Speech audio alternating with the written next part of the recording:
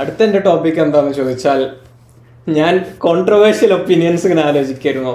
അപ്പോൾ എൻ്റെ മനസ്സിൽ വന്നതാണ്, ഈ ചെസ് എന്ന് പറഞ്ഞാൽ ഭയങ്കര ഒരു സെക്സിസ്റ്റ് ഗെയിം. ഞാൻ സെമീറിനോട് ഇപ്പൊ അടുത്ത് പറഞ്ഞേ, ചെസ് ഭയങ്കര സെക്സിസ്റ്റ് അല്ലേ?